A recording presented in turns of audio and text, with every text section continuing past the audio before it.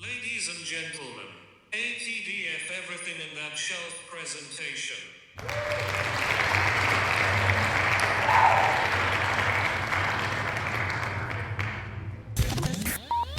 You're now rocking with TDF everything. Spoiled rotten.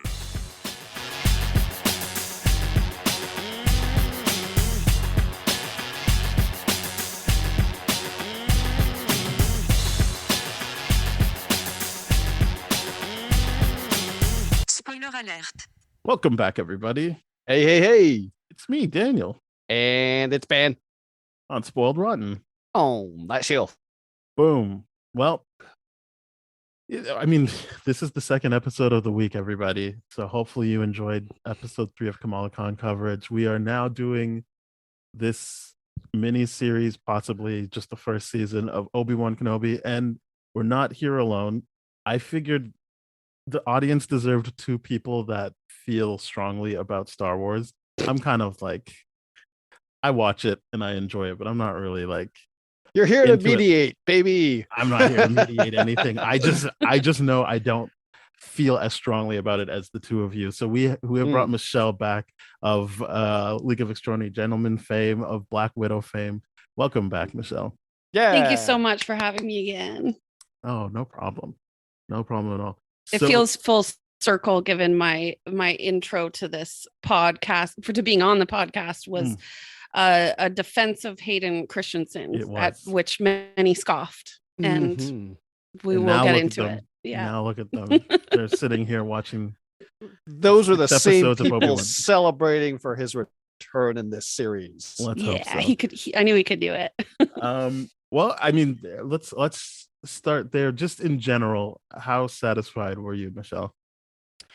Oh, very satisfied. I'm like a full-on prequel stan. Those are my introduction to Star. I mean, I'm sure I watched the original movies before the prequels came out, but like obviously those were tailored to more for our generation than the original ones, and probably at the time I was like, see, look at how much better computer animation and stuff it just looks better now. I bet you weren't saying that with episode 1 Yoda.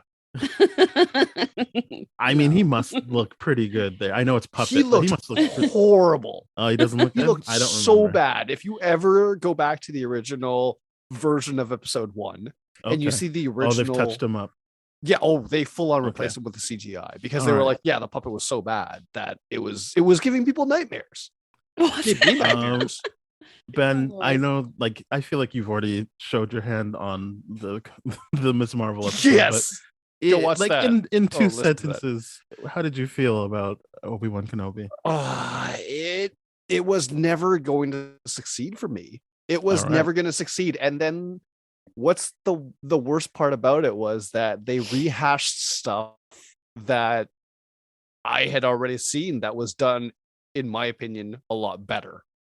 Yes, I'm sure we'll get into that. So, I guess for me, I liked it. I don't really. I think that comes from, and I will keep exposing how like unengaged I am in Star Wars as we go on. But like, I have heard many good reasons why someone wouldn't like this show, but I think,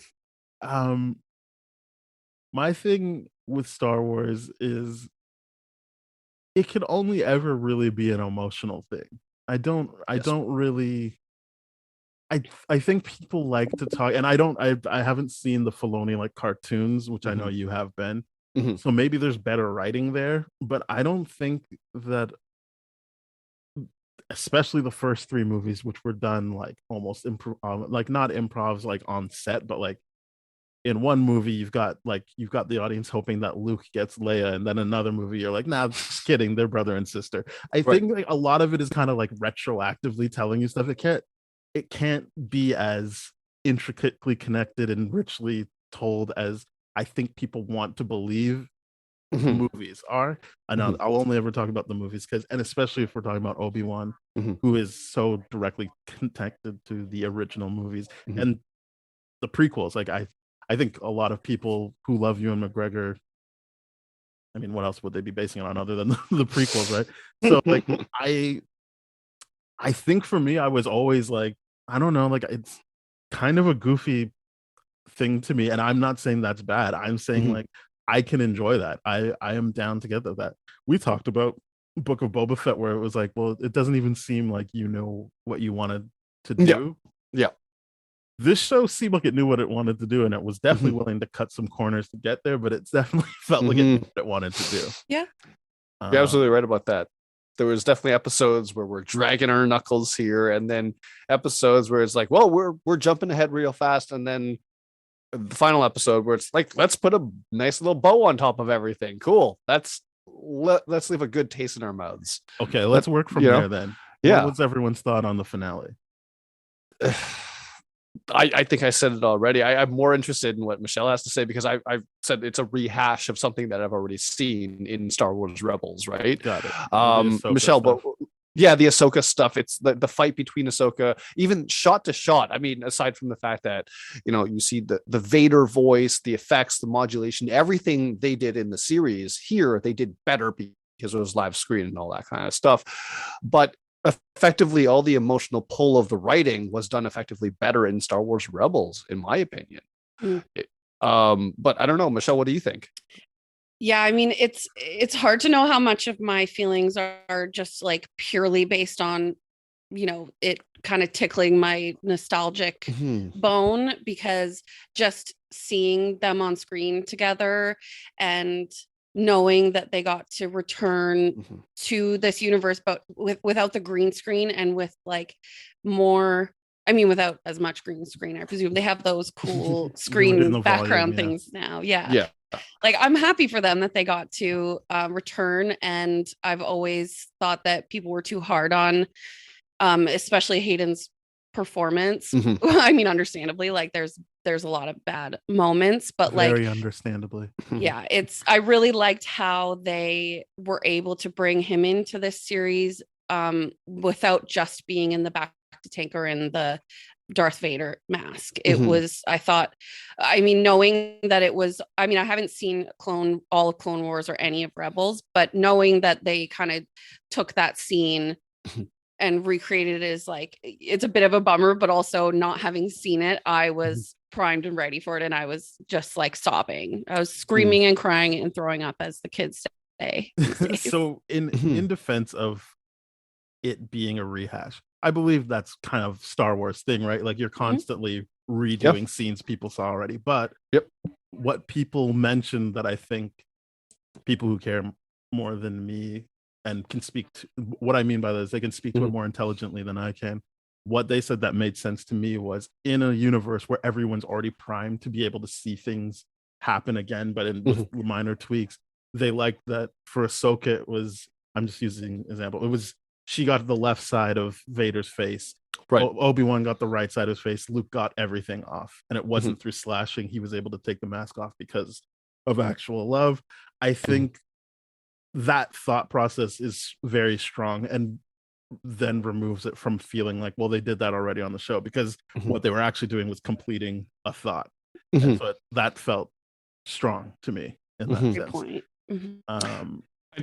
For what I've heard about that argument, because I've obviously heard that, it's like, it's complete, it's left and right and then full. My thing is like, but that's something that can only be worked in retroactively. You know what I mean? It's stated that's Star Wars. Like, I've never exactly. that's Star Wars. We're putting meaning into something that didn't originally belong there. But it's bringing meaning to that, right? Whether it be visual or whatever. But to me, I'm like, okay, how much credit can we give that? Because my biggest issue with Obi-Wan is, okay, it's aside from, and I know Daniel, you know my bias about this, I don't like book-ended things. I don't like knowing where the character starts off and where the character has to go by the end of it, right? And that's exactly what Obi-Wan is, and that's what Obi-Wan gives us.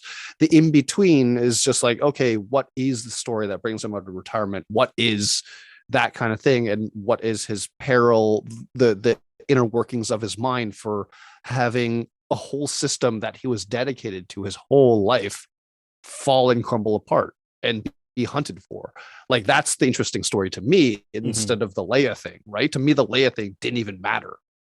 I hated the Leia thing, but seeing how they set up the paths, how there were the blueprints of the rebellion being established here, that was what was exciting to me. But that didn't even involve Obi-Wan. That just was everyone outside of Obi-Wan trying to get him to rise to the call of action again, which understandably he had that trauma to process and all those failings from the prequel to deal with.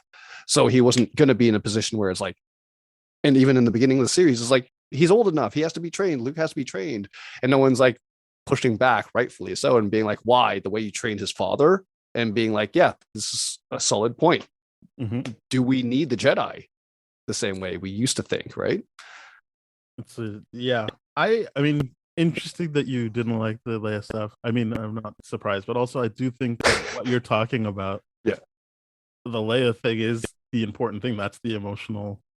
That's him being able to see parts of his brother and, for lack of a better term, sister-in-law through their kid, and he wanted to be with Luke and he wasn't allowed to be with Luke. So I think that all plays into what you're talking about, what gets him to come back to what he abandoned. And it's his time with this person that obviously starts off as this foreboding thing and then actually just reintegrates him into how he feels. And I don't know how they're lining this up with A New Hope, but for the purposes of this story, I think that it makes sense that you didn't like the show if you weren't on board with the Leia stuff, because that's kind of the whole point.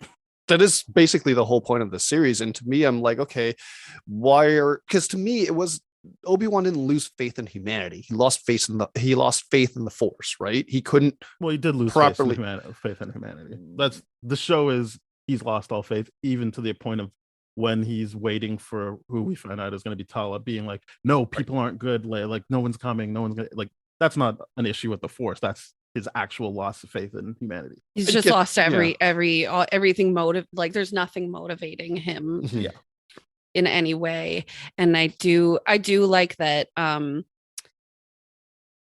think when I think about Leia as a character and Padme to an extent, it's like it almost seems like in the original trilogy and the prequels, etc., and even the sequels, it's like this show to me, the Leia part functioned to almost bring her in more, as in when they were first making the movies, they didn't see it as, oh, Anakin has 2 children. These are equally a threat to him. These are equally going to be important to him. It was like, oh, obviously the boy needs to be protected. And whether they thought that Anakin would see it that way if he ever found out, like, oh, this is a son, it's going to be my, replacement or threat, etc. And it was like Leia was just kind of like, well, she gets to go and be a princess and a son. And I felt like this show, I don't know, just weaved it in better with Padme's being a senator, and it made you understand why Leia wouldn't become a Jedi and would become a senator instead, and that it doesn't necessarily mean that one was more important to protect than the other. It was because you're absolutely right in the way how Obi-Wan treats Leia and Luke as very, very different things, right? Obi-Wan treats Luke with hope, literally a new hope that he could be the fall of the Emperor, of the Vader, of the reestablishment of the Jedi Order. Certainly that's how the whole series and the narrative plays out, and that's never put onto Leia over that consideration, right, whatsoever. It's because it's just like, okay, well, yeah, let's put Luke back on Anakin's home planet. Let's put Leia back into a loving environment and all that kind of stuff. It's like, let's redo all the same mistakes of Anakin through Luke, and let's give Leia a completely different upbringing altogether. They were never destined for the same thing altogether. You're absolutely right to bring that up. Whether or not Leia's kind of outcome was, and whether or not it was just assumed of like, okay, well, the mom did this and the dad did this, so let's follow the same paths, because let's be honest here, Jedi don't know how to raise children. It's very, very clear, as what Obi-Wan brings up. He's like, I think there was a mom, maybe there was a brother, like from his past, when he has that moment of recalling his thing. They don't know how to raise up children, right? So that's his default, is let's train them. But with Leia, he gets to have that, yeah, I'm just going to let Bail take care of it. Bail's got 5 other children. He knows what he's doing. We're good. Yeah. It's weird. I think both of you made good points about the importance put on Luke and what that's kind of, I guess people were saying this was an obvious choice, but I didn't see it as obvious that they would focus on Leia and build her up more so that if you were to watch this now, it contextualizes future movie. I think it helps more with the sequel trilogy, less that original trilogy, because that's kind of just set in stone, where the sequel trilogy at least had some idea of like, well, we can do more with Leia now. And I think this at least builds up more of her taking charge in that way, because yes, throughout the movie, she's the original trilogy, she's very like plucky and no nonsense. But I think that all of this kind of helps weave a better story for her and pull that focus. Yeah, because he starts off the show, and I feel like fans as well are like, yeah, it's about the boy, it's about Luke. And to really be like, no, Vader, well, sorry, not Vader, Anakin and Padme had 2 kids. They were twins, and so they're equally important. We've already done the Luke story, or like shown that part of it. Let's show some more of Leia and how she intersects with this story. And I think even to tie into it, the way that Owen in the beginning of the show was, he didn't want Obi-Wan around to help out. He didn't really want anything to do with him. He could see that he wasn't really going to be of much help in the state that he was in. And I enjoyed that was kind of his journey, was not to return to his former glory and not to just sit in a cave for 10 more years being miserable. It was like to get back his inspiration and to also to help him realize that it doesn't have to be all on him, and that sometimes things will just work themselves out. I mean, not work themselves out, but like, you can let kids grow up, and you can let kids be kids and not steal them from their families and train them. And I mean, that's like, we could probably get into that later, because that was kind of one of the lessons I think he learned at the end. But definitely, he tells Owen straight up, like, you two are enough for him for now, or whatever. And Leia's back with the Organas by the end of it. So obviously he did learn, like, I don't need to intervene at this moment. But I also think, like, by the end of the series, the real lesson is how much Obi-Wan has to learn a new way of teaching. And by letting go, like, that, he obviously does that. He's like, okay, well, let's look at my track record as a teacher. Track record was Anakin not doing well in that department. Even if I raise Padawans that are pluses, like, that's a huge negative. Like, you brought down the Sith Lord that genocided everything, and we got to talk about how, like, okay, they're really leaning into how ruthless Vader is. Like, that scene in Rogue One, that was like nothing compared to him just full on murder parading people in the streets of Tatooine, and like just viciously throwing rocks and all this. This overpowered Vader is absolutely insane. But then it just makes it so that, okay, everything in the original trilogy is like, okay, it doesn't transfer at that point. Like, it's retroactively something have to, like, it creates a lot more problems. Like, now when the New Hope, like the Leia transmission, it's like, okay, well, she's speaking to Obi-Wan as if she doesn't know him whatsoever. It's very clear she has a very intimate relationship with Obi-Wan now. You know what I mean? It opens up. I've heard another defense of that makes sense to me, which I'm not sure why the show did this, but the show was showing that her dad sucks at communicating, like being like, hey, Luke on Tatooine, who's Anakin's son, something's happening with him, I don't know, let's figure that out. And I think what people were saying was, through the events of this, Leia is obviously aware of the people who are out to get her and Obi-Wan. So to not, and there's a scene specifically talking about, like, there's a connection there, I wonder what that connection is. For her to not transmit that connection is a smart idea.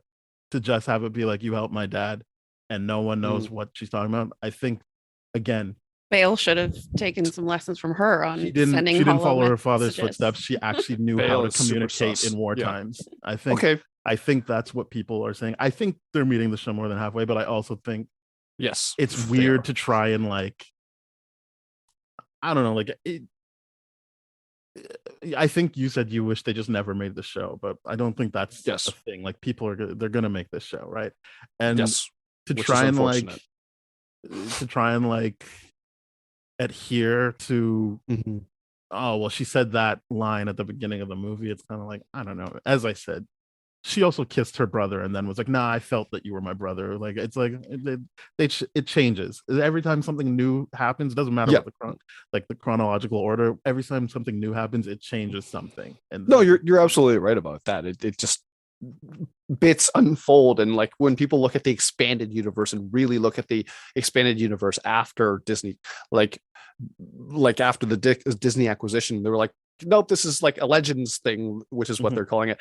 That had so much conflict in like in their storytelling. Not a lot of it made sense, like you really track a lot of that. It's like this is in conflict with this story, like this character was in two places at one time and this is in two different like all that kind of stuff. So let's be honest, for what that is, the canon kind of era is trying to clean things up but rewrite whatever is canon. In this situation, the thing that bothers me is they're redoing something that already was canon, in the Rebels thing. And that's what bothers me the most about it. It was done really, really well. The voice effects were done way better and everything like that. That is chilling, the way he screamed. So good. But it is, to me, I'm like, oh crap. I like the Ahsoka version of it better, because Ahsoka doesn't actually give up on Anakin, versus Obi-Wan's like, nope, I accept the fact that you're genuinely, I'm giving up on you. Cool. We're done.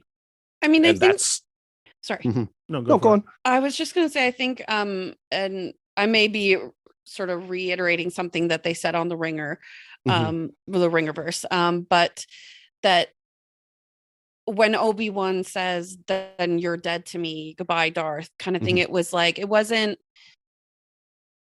I think I interpret it as he was recognizing that he would not be able to help Anakin Mhm. at all anymore. He hoped that somebody would in the future, probably Luke. I mean, given that we know that's what happens, it's Mhm. kind of like maybe I'm just projecting that onto it, but I kind of took it as, I mean, oh no, and also to add, I don't think that if he had killed Vader either of the times he had the chance in Revenge or this show, I don't think that would have made a difference to the Empire's power at all anyways. So I do think that they had some really good moments throughout the show of Obi-Wan kind of flip-flopping between, or not flip-flopping, but you know what I mean, between having this guilt that he killed his best friend to when and brother to when he realizes that he's not dead. Oh shit, now I have the guilt of all the other people that Vader has hurt because I didn't kill him. But then in the end, it,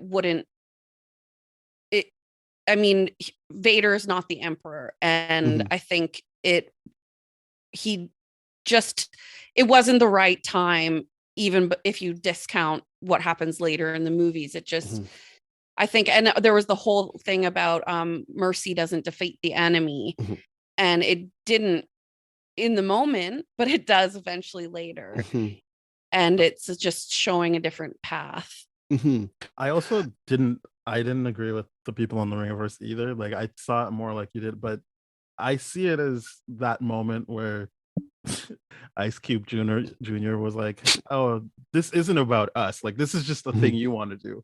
And I Yeah. think that explains his connection to Darth. So it's not that he Yes. thinks, "Oh, someone will clean this mess up." Mhm. I think he was only like he's upset that he killed his brother.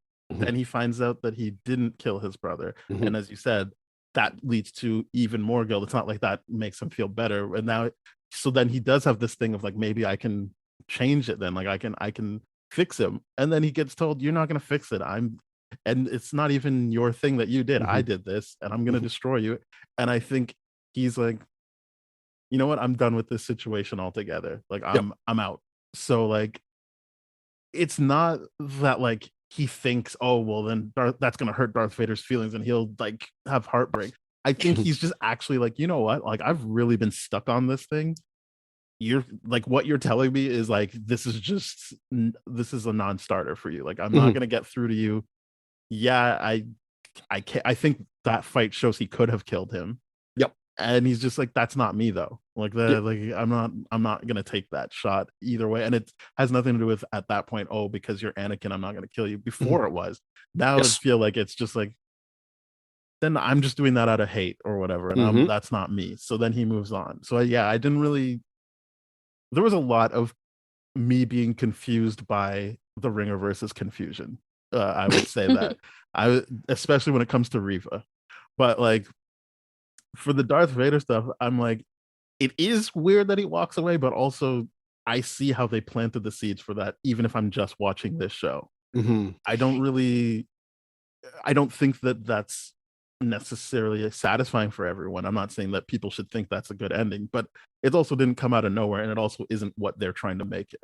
Right. It's a take.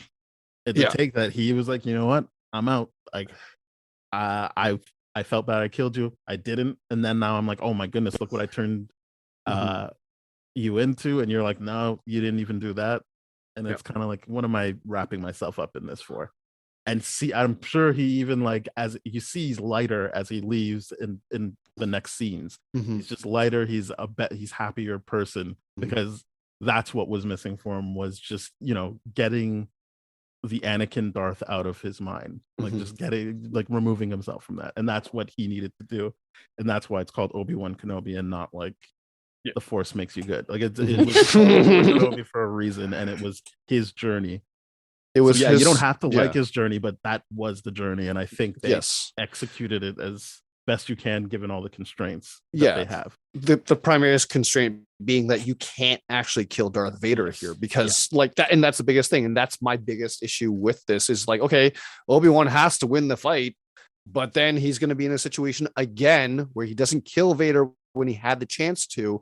Whether or not he, you know, if the long play, the only argument to me that could be played, and this is me playing my own game of chess right now, is the idea of like, okay, look at what he did with the third sister. He turned the third sister against Vader to get away. Now, it could be argued that his long play was, let's turn Luke against Vader, so Vader would turn against the Palpatine and all that kind of stuff. Again, reverse written, retroactively using people against people. But to me, that just makes Obi-Wan a shittier person. Because let's be perfectly honest there, that is just, okay, the third sister situation, that makes sense. But you're not trying to help someone. You're trying to help yourself and your own friends by turning people against each other, right?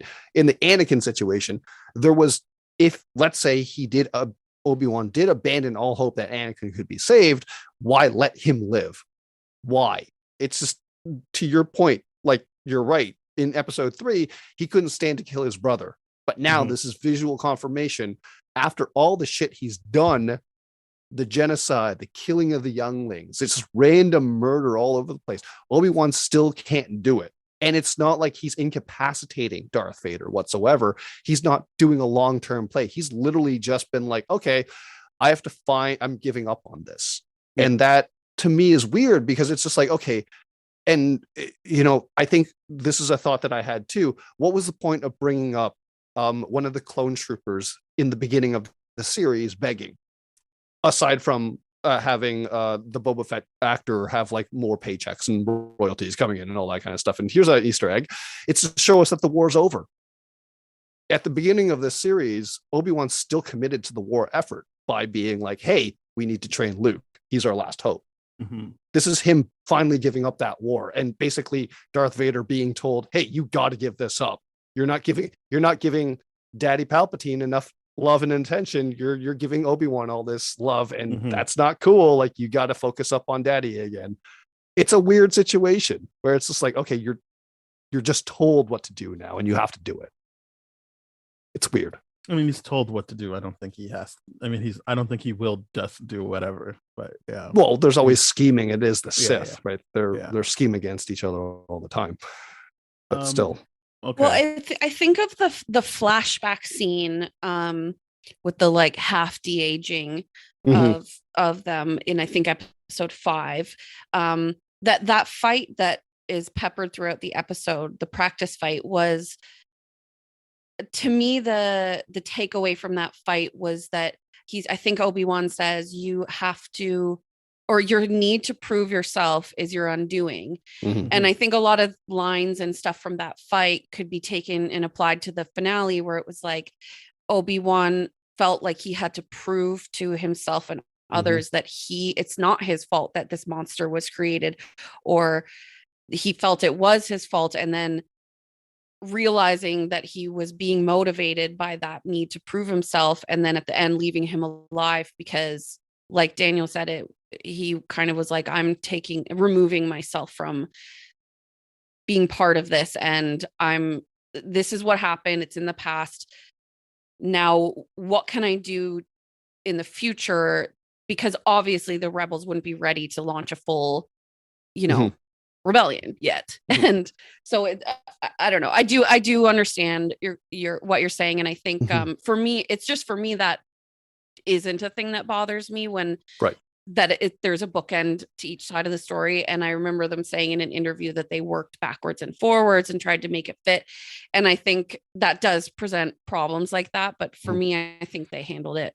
They tied it all up in a way that is in true Star Wars fashion, kind of in a neat little bow, kind of all over the place. There's things that may not fit in the canon of the movies and stuff, and there's things that fit almost a little too cheekily in there. But I think overall, like, that's, for me, it was the bridge that they needed between the prequels and the original trilogy, because the prequels were so ignored in so many of the other movies and stuff. I'm not in the Clone Wars and the TV shows, but it was just really nice for me to see them tie them in like that, because I feel like they try to forget that Padme was even there, and they try to forget a lot of that stuff. And I like that this show, if I'm looking at it, as it served its purpose by hitting the nostalgia, bringing the prequel trilogy back into the fold, and it just bothered me how much they used to ignore it and pretend it, because yes, they are very flawed movies, but they happened, and you can't just erase them, but you can kind of marry them together a bit more. Yeah, and I will agree with you in conception. And in theory, from a story writing standpoint, the prequel trilogy has a lot of great story writing, right? We're talking about the fall of the hero. We're talking about all these kind of different things, the conflict against his systematic oppression of the Jedi Order, and, being manipulated behind the scenes, this long con. There's a lot of good writing in there. It's a lot of terrible execution and a lot of like, oh my God, George Lucas went wild with computers. But the idea of what is the story of Anakin is fundamentally, in my opinion, a solid one. I heavily agree with you. The fact that it gets ignored so much is one of the things with, it's problematic to try to even tell stories within the original trilogy's time span, right? Because it's so hard to write that from the perspective of a lot of it's already been established, and you have to go beyond that. So to try to do things that, like you said, acknowledge the prequel trilogy, acknowledge the clone troopers, and the fact that they're literally homeless right now, like a beat for a lot of soldiers that hits home. These are things that show that transition of like why there was such a harsh cutoff of the prequel Jedi Order, and then basically into pure tyranny and oppression. Let's talk about Reva, the third. She's the third sister, right? Excellent. Gonna be honest with you, if she's not in this show, I probably am not gonna keep watching. Like, I don't mean for season 2. I just meant I thought this was a great performance. I feel like it's the opposite of what you're talking about with the prequels, where I can see how on paper the prequels are a good story. The execution is off because I'm not. Doesn't matter. I think even Jake Lloyd feels more like Darth Vader than Hayden Christensen does. Like, that's never. He did well in this, but yeah, those first two movies he was in, I was just like, it's such a huge disconnect for me. But for me, Reva is excellent execution of weird ass writing. Like I was just 100% agree with just that. like, what's going on? I mean, Yeah. I was confused by their confusion only because they're kind of, I think people assume she's a good guy because she wanted to kill Darth Vader. They keep calling her like a double. I'm like, no, she No. hates Darth Vader and the Jedi. Yeah. So there is nothing for her to square away. Like, yeah, she's fighting for her dead friends, but it's like, and I'll take out the Jedi. Like, yes, this is great. I get to take out Jedi while I'm like ingratiating myself to Darth Vader. That seemed like very straightforward to me. I wasn't really clear on what they think is poorly written about that, other than wanting it to be that, well, she can't be a good guy if she's killing all these Jedi. Like, what about those Jedi? Like, that is part of it. Yeah, she wants to kill them because she feel like they let her down. Because she is not a good guy. She's just a very good character to watch on screen. Yes, she's a survivor, and she's ultimately trying to serve her own agenda. Yeah, she's not a good guy. I don't know why anyone would be like, oh, just because she wanted to kill Vader made her a good guy. I'm like, no, bounty hunters get hired to kill Vader. Does not make them a good guy. Yeah, the world isn't divided between good people and Death Eaters. Yeah. Yes. Yeah, this is I think it was great to watch her. Like, I'm sure both of you know, like, I'm all in for a character that's like, this is what I want to do and I'm doing it. Like, yes. I'm not a fan of the like, no, I don't know, what should I do? Like, let me she the whole time she's pushing things forward, and I'm enjoying it. The one thing, I'm sure we listened to the same episode, Michele, where they were like, this does screw stuff up for Luke, because obviously she chased him around with a lightsaber and he's supposed to like not know. But I guess the idea is there is no shot of him seeing a lightsaber, but it also feels like that's a pretty exciting thing to happen to you for it to not, and it doesn't really square up with where you meet Luke in The New Hope. Yeah. But I don't care. I would rather have her as this character than not. So I don't really care how that like lines up, but that is a knock against having her in this that I agree with. But also, I'm like, I'd still rather have this character. I thought it was a very interesting character to bring. I agree, and I think her Moses Ingram's performance, especially in the scene where she was face to face with Luke and kind of having flashbacks and stuff, really sold it for me that she hasn't really accepted her trauma, I guess. That's not exactly what I'm trying to say, but like it wasn't a matter of I have to be either an Inquisitor or a Jedi, good Force user or whatever. It was like I would just be in the mirror. Yeah, I would just be doing the same thing that was done to me if I continue with this and sudden trip to Tatooine. Yeah, and I like that realization at the end of like, okay, what is she actually killing Luke for? It's to impress Vader and get back in with the in crowd. Like, that's what it is. And then at the end of the day, she's like, okay, wait, am I trying to impress the person that's traumatized me? This is Stockholm syndrome. That's literally what this is. And that's her coming to terms with it and being like, yep, I realize that he still controls me. And the only way for me to actually get rid of that is for me to stop. But obviously, as a child, indoctrinated by the Jedi and then by the Sith from a very young age and having all that trauma, obviously not knowing where to go makes a great deal of sense to me, right? It's just where, like, and then I'm thinking, okay, well, we have that Star Wars Acolytes show that's coming up about the gray Jedi and all that kind of stuff. I'm wondering if Moses is going to be a part of that, you know, in the sense where she gets to walk her own path right now. Do I choose the Jedi path or do I choose the path of the Sith? I'm like, no, you choose your own path. Survive, great Jedi. That'd be an interesting character to see come back up, because I want to see this character again. You're absolutely right with what you said earlier. If she's not a part of Obi-Wan season 2, then I don't want it. No, I said just season 1. I just meant like she was I don't really think they should do season 2, and I don't really see how she fits into season 2.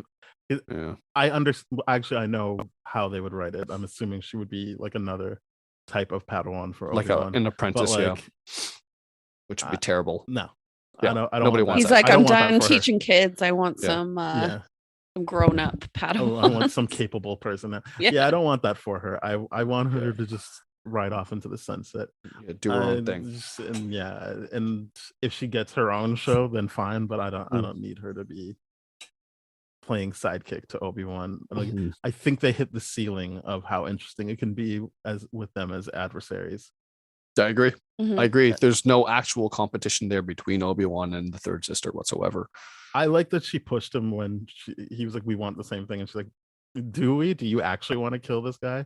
Yeah. And I was like, yeah, see, like, this is good stuff that's pushing Anakin forward, but also that's not, it doesn't read as well as just like, well, she's just there to support Anakin. Like, it's not Anakin, Obi-Wan. Like, I genuinely was like on board for her mission. Like, I cared when she was about to take out Darth Vader. Obviously, I know she's not going to, but like, I thought that was the strength of her performance, that I was like, I mean, I hope you at least like knock his helmet off or something. I don't know. Like, I hope you get a shot in, because you're not going one to hit in. Yeah.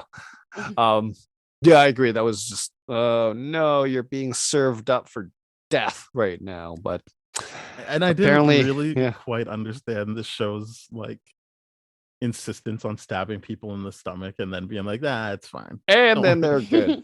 Well, especially I mean, like, bringing Qui-Gon Jinn back, and it's just like, Qui-Gon. Okay, here's the reality of it. The show that I actually wanted, and I know you would have hated this, is Obi-Wan communicating and connecting with Yoda and Qui-Gon's sport shows. No, but this is the show that needs to happen.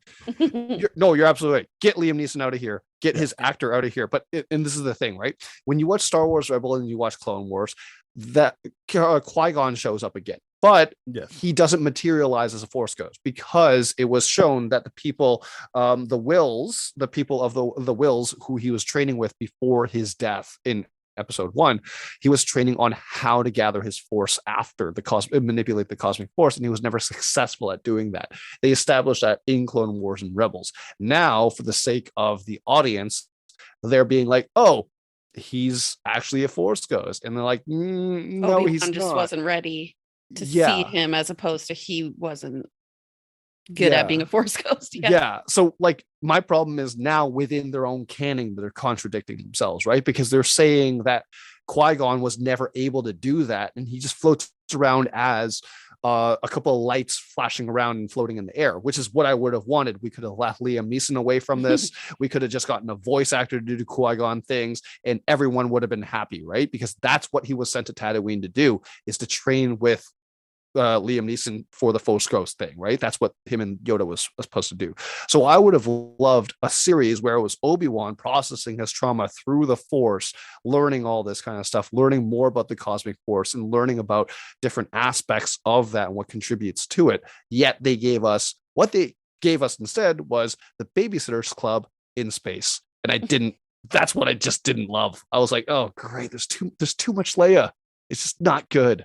I need more Obi-Wan to actually do his thing. And so if they're setting up a season 2, it looks like that's what's going to happen, which is, to me, I'm like, well, that's weird, because they could have done that and it would have been a more successful show, and would have actually given us more to actually learn about the Force and learn about what happened during that period of time.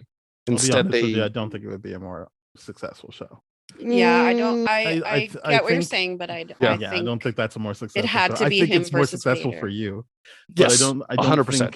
I don't think that has wide appeal, because I know that you get really caught up in like the actual lore of Star Wars, but that's not what they're trying to do on Disney Plus. No, they want people who are like me to be able to like sit there and enjoy it. And I think bringing in characters like Leia helps, because I know who Leia is.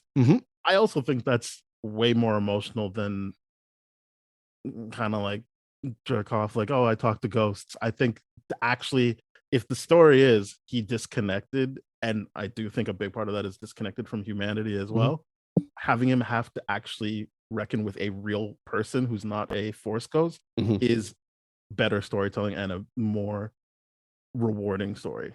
That part of it's true. I can see that. But yeah, it's, if they're going season 2 now, what do they do? Because they again, it's I it's mean, even I'm sure they will. I don't bookcase think thing, they right? should. I agree. But I heavily agree. I'm sure they will. I think Yeah. that the problem is they're running out of runway.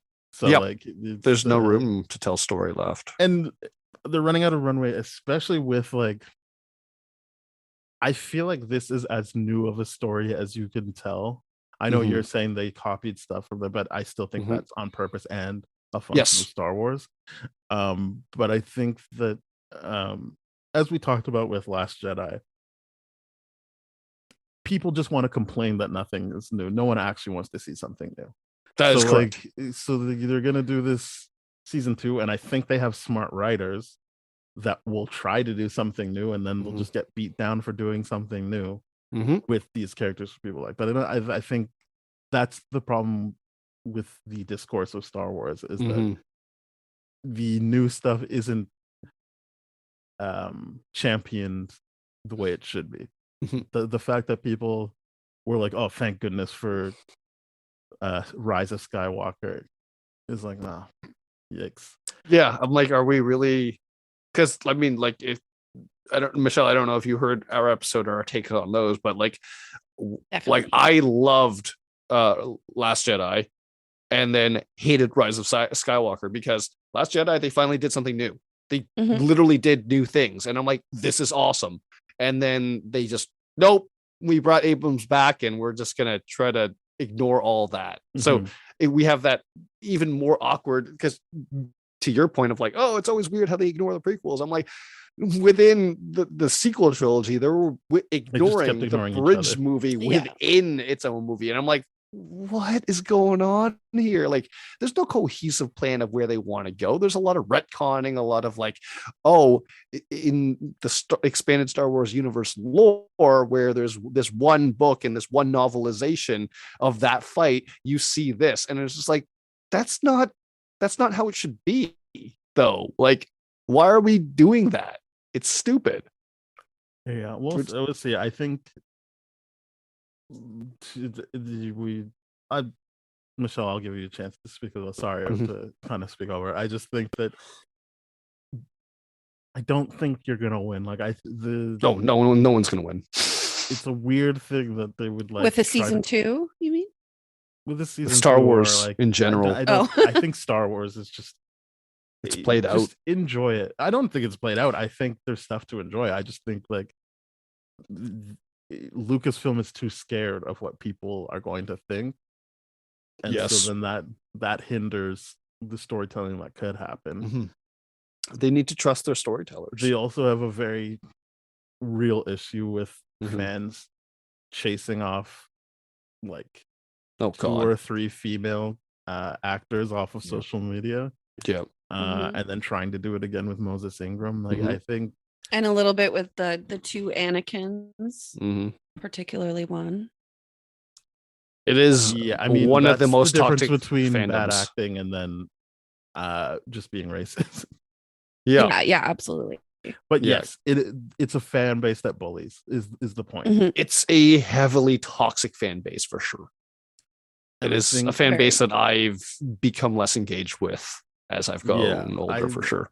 I'm not saying it makes me like it less or more. I'm just saying like like you, I don't really like talk about it anymore because I'm just like, I'm going to like what I like The Mandalorian and this, and I'm going to kind of shrug off the stuff I don't like. I agree. I pride myself on my ability to just like suspend disbelief with Star Wars and just enjoy the parts I enjoy.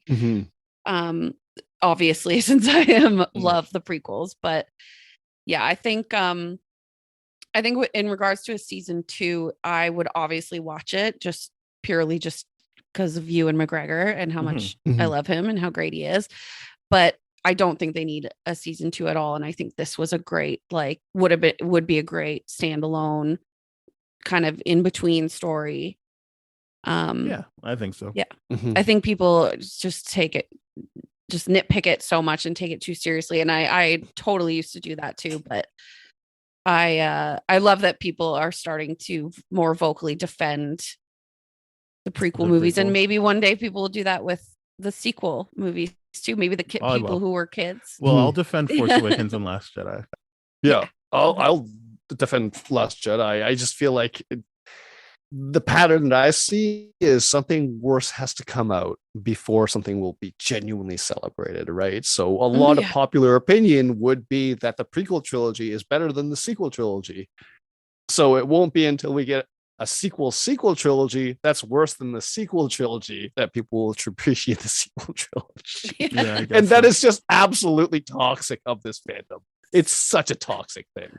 I'm not sure. Like, what do you think that it is? Like, the fact that there's people who like read books and stuff that, as you said, kind of becomes like legend and not main canon, or the, because as I said, I've only watched the movies and these Disney Plus shows, and I don't think it's this like I know that lots of people feel strongly for it, and that's good. Like, I'm glad that they have that, and I think that there is a lot to like in it, but it's not this like, I don't understand how people can see this as like some sacred text. Like, we've given many examples through this episode alone where like a retcon has to happen because they were just like, I mean, well, that movie was already made, so I guess in order for us to do what we want, we're just gonna have to change that, I guess, or just ignore it. And they're not like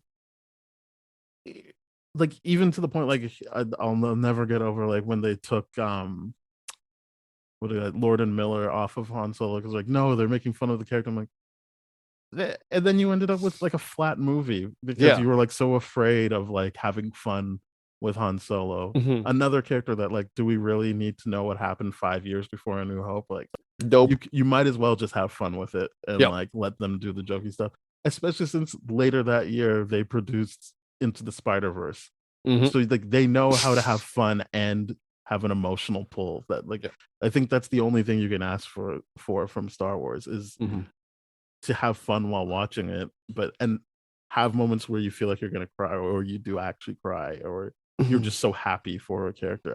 It's not really like, I don't know what to compare it to. It's just, it is, I don't think it's that deep in that sense. Like, I think what's deep about it is the emotion that it gets out of the people watching it. So I want to let Michele go first on this because I got to take on this for sure.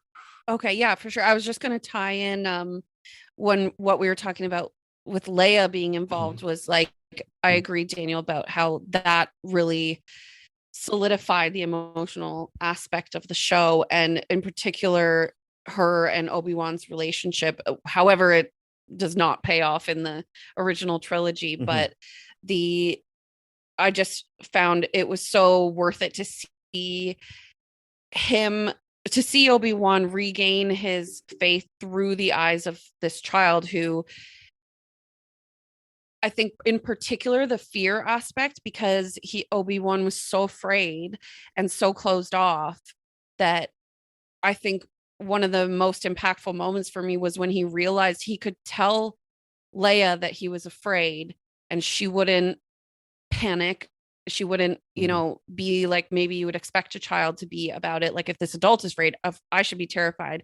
I'm going to freak out now and scare everybody on this ship that Roken is trying to keep calm.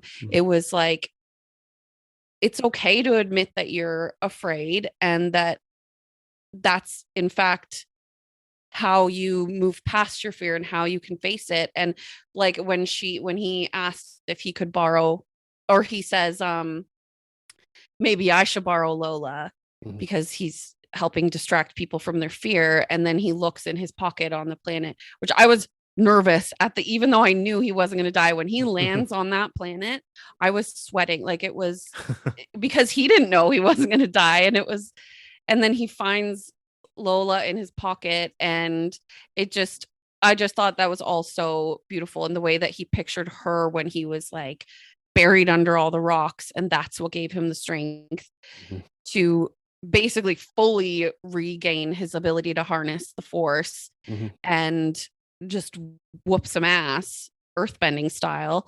That's all. You say what you wanted to say. That's how I felt about Leia. No, I certainly think there's Leia's character is I got to reevaluate that a little bit more. But I mean, like, for sure, I feel one of the things of what are people wanting from Star Wars, and why do people staunchly defend it so much?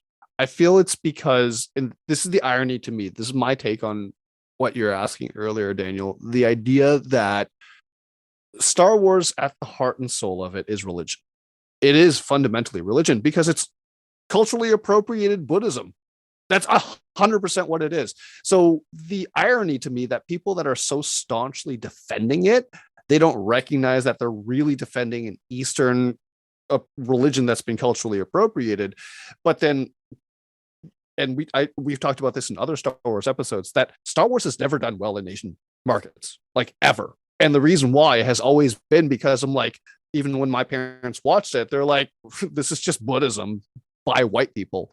And that's literally what the thought is of Star Wars in Asia. So it's weird to me that people that don't understand the core of the Force and the core of Taoism and Buddhism and these fundamental Eastern philosophy, religion concepts in the Force, they're so staunch to defend it, to be like, no, this is what the Force is. I'm like, no, it's not.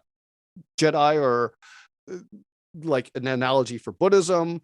The way Tatooine politics is, it's a policy. It's an analogy about how North America has treated its First Nations peoples and all this kind of stuff.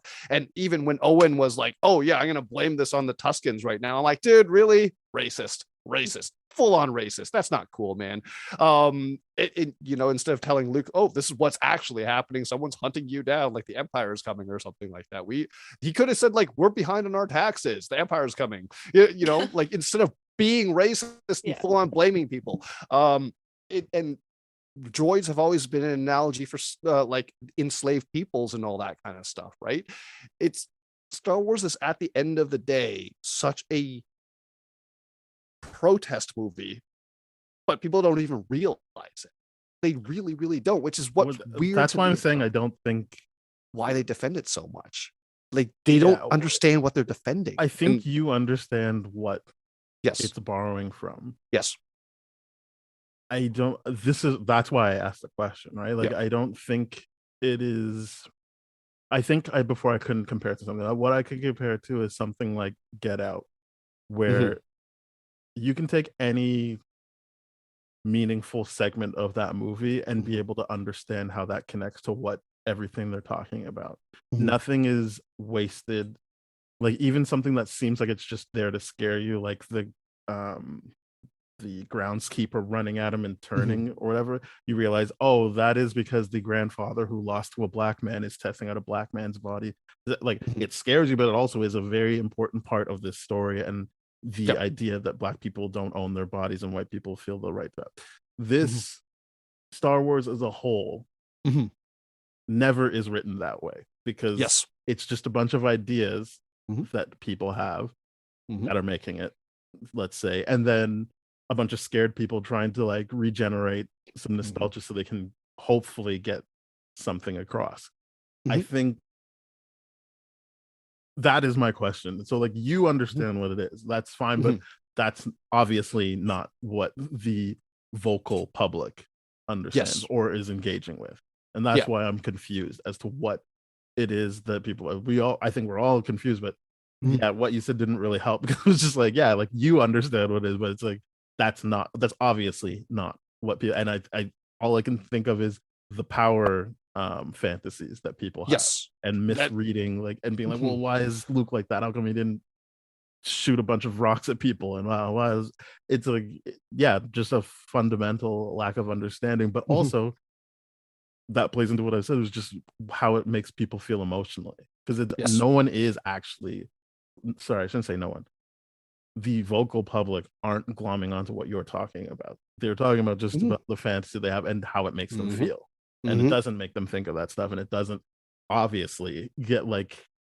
have them understand like what the rebellion represents even in today's times. Like they don't have that. They just see like you can crush people without touching them.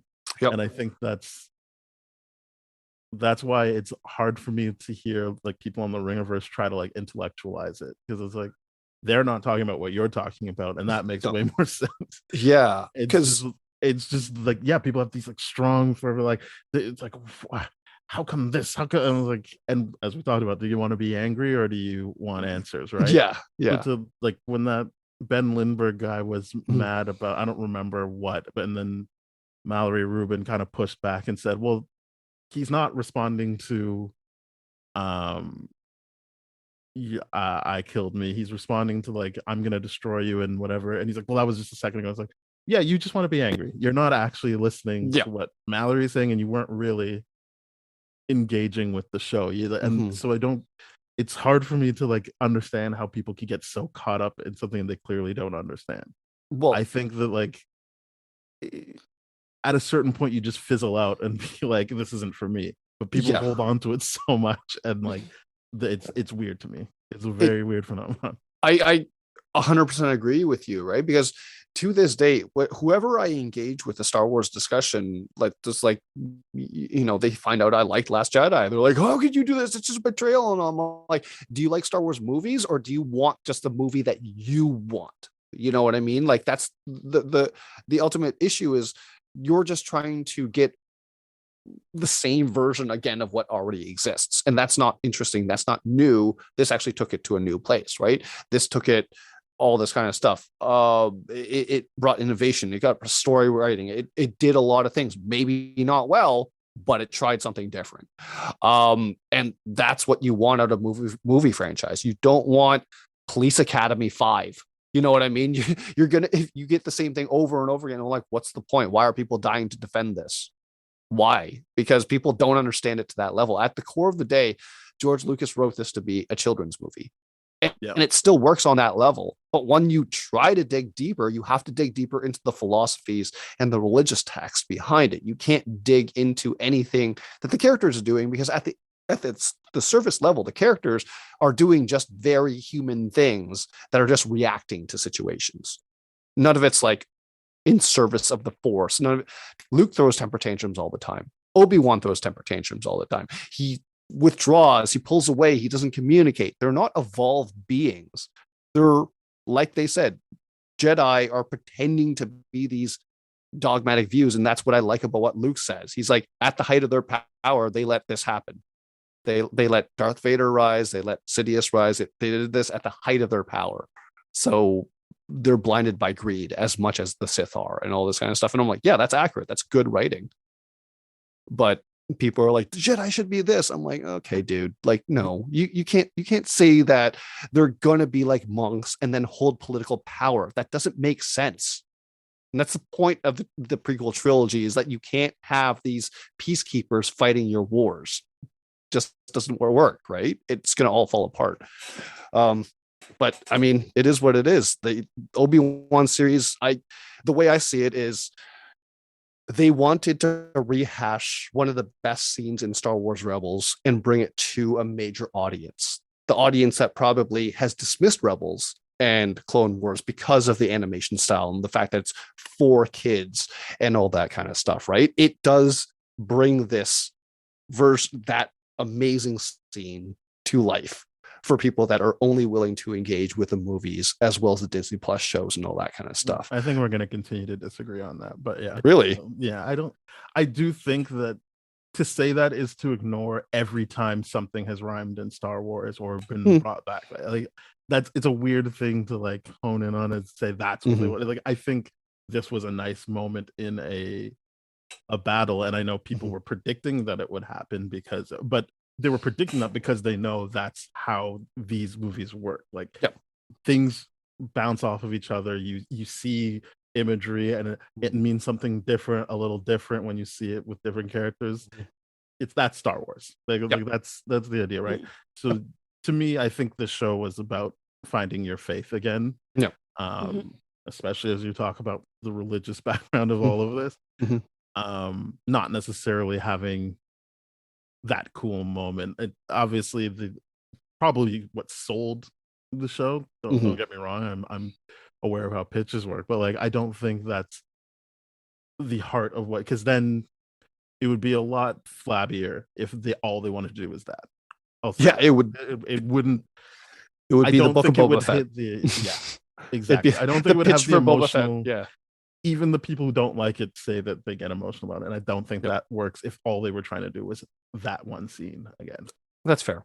But yeah, Michelle, is there anything we missed or that you wanted to touch on from the show? Yeah. Oh, I do feel like we should maybe just touch on I don't have much to say about Tala, but I just wanted to I really liked how they tied in how, you know, speaking of droids who are kind of like enslaved beings and that sort of thing, and how was it Ned? Was Ned the droid? The maintenance loading droid and the loading. Yeah. Yeah. That couldn't And how- communicate. Yeah. Yeah. And how Tala said about him, you know, actions speak louder than words. And then his kind of final act was to just protect her and let her protect everybody else. And yeah, I do you guys have any thoughts on Tala as a character? It was weird that they killed her off. Yeah, I would say. I think so weird. To me, Tala is the best candidate for someone who helps you carry a season 2. Correct. She brings in a bunch of support for Obi-Wan, but also probably temptations that would make it more interesting. I think Ben and I have talked about, like, off mic, obviously, but like just, you know, that idea that Jedi shouldn't have any attachments, but there are stories you can read where Jedi have. I mean, obviously there's the big Anakin Padme one, but other Jedi having attachments, and I think that would have been interesting if you were going to go that route. If they do that in season 2, it might be good, but they had a character here that really could have worked and been a natural continuation of a story. So yeah, I thought it was an odd choice to kill her off. Agreed. In a show where people are getting stabbed in the stomach with lightsabers all the time and stepping away from it. I know that's not what happened to her, but it was kind of like a show that wasn't interested in death that way. Yeah. I mean, to the point of picking 2 characters that you know can't die in the show. So it didn't feel like that was the type of show they were doing. And then they did it. And I agree with people that are like, I mean, you at least got to take him out for that alone. Like you got to take Darth Vader out for that. But I think I understand that, and I feel like that's a valid thing. But I also think, Michelle, you're right, that ultimately it wouldn't matter if he took out Vader. What would that buy them? Like maybe 2 years of peace, and then, I mean, Palpatine came back in Rise of Skywalker. Like it's like one of those things where it's like it's just gonna be shit no matter what, as long as they can keep regenerating. So in the long run, it doesn't matter that they weren't concerned with killing off Vader. And I also think I understand why he didn't in that one moment. And also, it kind of played into A New Hope when he's just kind of like, whatever, man, kill me. I'll just be better than you ever could have imagined. That, like, it wasn't like he was like, I'm going to fight him to kill him. It was just kind of like, yeah, whatever, man. Like, I'll be fine. Go for it. So that, again, like, to give him this moment again and have him walk away that peacefully kind of made sense to me for the same guy that kind of peacefully went out against him in A New Hope. But saying all that to say, yeah, the Tala death, while visually, if you include the droid, is striking, it did feel like, why does she have to die? Like, no one else is gonna die in the show. Why does she have to die? I agree. She should have lived. It was a waste of such a well-written character. And it was a major bummer to me because I'm like, Obi-Wan, why are you not picking up what she's laying down for you right now? In the sense, not like, I'm not talking about, oh, this is a romantic thriller. Because like if you watch The Rebels and you watch Clone Wars, Obi-Wan does have a relationship with someone else. And like basically the entire time he's like, hey, you say yes and I'll leave the Jedi, but you tell me you're into me first. And like literally that's what he does the entire time. And then she dies and then he's like, oh, well, I'm sad now. Boo, I'll stay with the Jedi. The biggest challenge for her was when she's telling the story about when I first signed up for the Empire, this is what they told me. And then this is what I ended up doing. So I had to make a choice, right? That to me is so perfectly echoing what Obi-Wan has to do right now is make a choice. Do you continue to uphold the Jedi Order for everything that it was, for all the dogma, or Do you just kind of pick and choose what works best from it and start your own thing, right? Clearly he should have been starting something new, but then he just like, no, I'm stalling. I'm recommitting to the Jedi way and all this kind of stuff. But it doesn't, it takes her death to pull him out of it. And that sucks. That really sucks that she had to be used like that to just get Obi-Wan to be like, oh yeah, just connect with the Force again. That'd be cool. I hated that. Yeah, that was unnecessary, especially because I feel like Leia and a lot of other factors around him were leading him towards that anyways. Right. When he's getting out of the rock pit, does he think of Tala, or is it just Luke and Leia? I think he flashes back to literally everyone I think he flashes back to Tala as well. Okay. Everything that literally gives him hope, right? It's like, Michelle, you're very keen to point that out. Like the flashbacks, it was him rejecting the dark side because he went in there with full on rage. He's like, one of us is going to die today, right? That's not Jedi way. You don't do that. And then when he's like, oh, I'm defending. Oh, right. Love. Yeah, defend Cool. what you love. Hope. That's how we win. Yep. Yeah. From Last Jedi. Yeah. Great line. Yeah. So I'm gonna propose we rate this now. But if you guys have anything else you want to tackle, please let me know. No, I think I'm good without being a dead horse. I'm good. What about you, Michelle? All I want to say is how much I love Hayden Christensen and how much I love Ewan McGregor. And those are my final thoughts. And I feel like that those were the two biggest draws and purposes of the show. So yeah, if it wasn't clear, I did like Hayden Christensen in this. I think he benefited from having a director that was interested in telling a good story. In performance. I think because you could argue that George Lucas just cared about the story and didn't really care how it came out. That is 100% what you would argue. And yes, but making things that could sell as toys. Sure. But I do think that is her name Deborah Chow? Yes. I think she understands understands so much. She's better at pulling that out of her actors. I understand. So I think he worked really well here. And at first when he was just like an image, like a specter to Obi-Wan, I was like, oh yeah, I didn't even think that that's how they could use him. That's cool. And then they did a full-on flashback, which I thought was great. And yeah, like he's delivering these lines, and it's just like he just, maybe it was just all him, but I do think that it helped that he probably had a director and crew that were a little more concerned with how this would play and less with just let's just get this done so the story can be done. So, yeah. I also heard an interview from Hayden Christensen to the degree where he was like, when he got the role of Anakin, he didn't treat it with enough respect, and he didn't like take a ton of acting lessons, none of that stuff. He was just like, oh, it's a platter. So like now he's like, and he had regrets about that, and now he's like revisiting this. It's like, I took it a lot more seriously. I wanted to do this, I want to bring this to the character, do it justice, what I couldn't do the first time, and all that kind of stuff. I'm like, how much of that was you, how much of that was Lucas? Like, you know what I mean? Like, never know. We will never know. But I'm so glad that he did take this way differently, and was, like you said, paired up with someone more interested in emotional performance than what Lucas did with like, oh, the Jedi aren't supposed to have emotion, so play everything flat. It was a bad idea. idea. Poopy emotion. All right, let's rate this thing. Michelle, you can go first.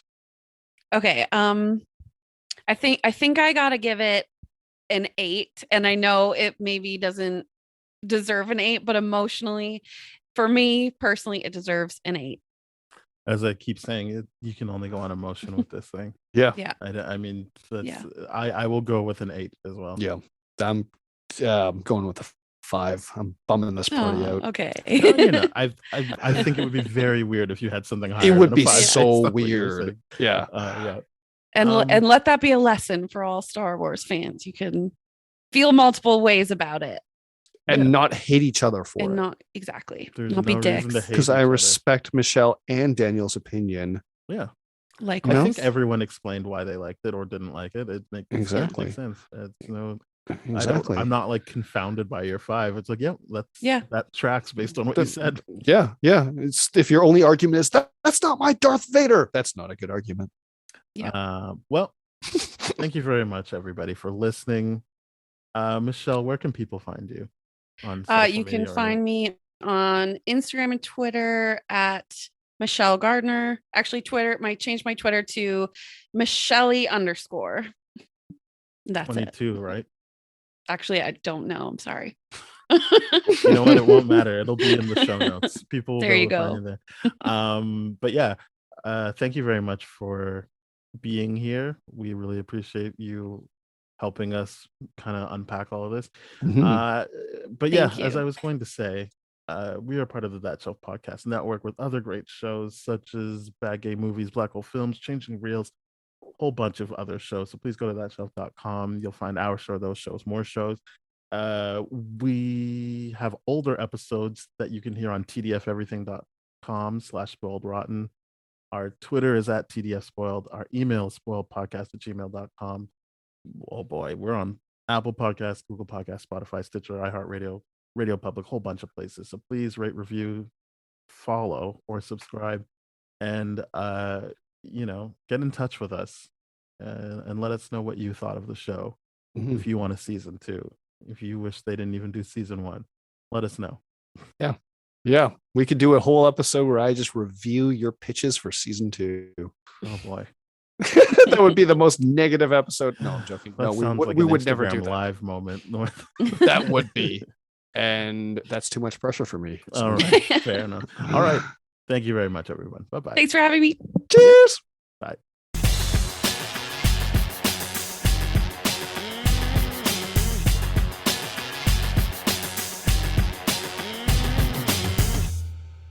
This has been a TDF Everything production, brah.